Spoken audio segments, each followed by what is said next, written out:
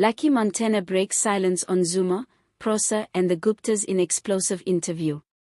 Former Passenger Rail Agency of South Africa, PRASA, Chief Executive Officer, Lucky Montana, has broken his silence in an explosive interview that has reignited national debate on state capture, corruption, and the collapse of South Africa's public transport system. For years, Montana has been a polarising figure, seen by some as a technocrat who resisted the looting of PRASA, and by others as a central player in the web of mismanagement that crippled the rail agency. Now, for the first time in years, he has spoken openly about his experiences under former President Jacob Zuma, the relentless pressure from the Gupta family, and the politics that led to his downfall. Lucky Montana was appointed CEO of PRASA in 2010, at a time when government promised major investments in passenger rail. Billions of rands were earmarked for new trains, signalling systems, and infrastructure upgrades. Montana positioned himself as a moderniser, often speaking about turning PRASA into a reliable service for the millions of South Africans who depended on it daily. Yet, despite the vision, PRASA soon became synonymous with irregular contracts, overpriced locomotives, and management failures. The agency was criticized for purchasing Spanish-made trains unsuited to South African rail lines, and for large sums of money lost through dubious procurement.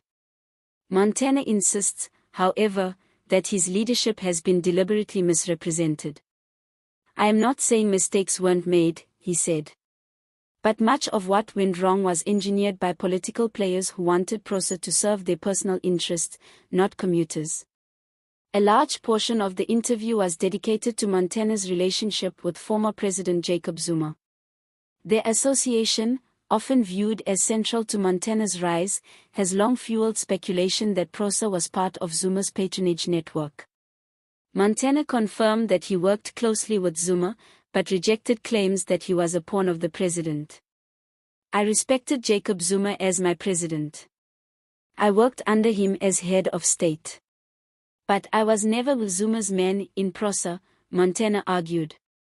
He described Zuma as a leader who opened the doors for infrastructure investment but also looked the other way when political elites sought to exploit state-owned enterprises. "When I refused to sign off deals that would have benefited certain politically connected people, I became a problem. That is the reality of what happened," he said. One of the most striking revelations came when Montana spoke about the Gupta family's attempts to capture PRASA's lucrative contracts. According to him, the family repeatedly sought influence over multi-billion rand tenders, including the procurement of new rolling stock and infrastructure upgrades. They wanted PRASA to be another Eskom, another Transnet, where Gupta-linked companies could win contracts at inflated prices, Montana claimed. He recalled being approached directly and indirectly by business figures aligned to the Guptas, but insisted he resisted their advances. "I told them, PRASA will not be looted. And that's when the real campaign against me started." Montana alleged that elements within the ANC and government became aligned with the Gupta's vision, and when he pushed back, he was gradually isolated, vilified, and eventually forced out of the organization.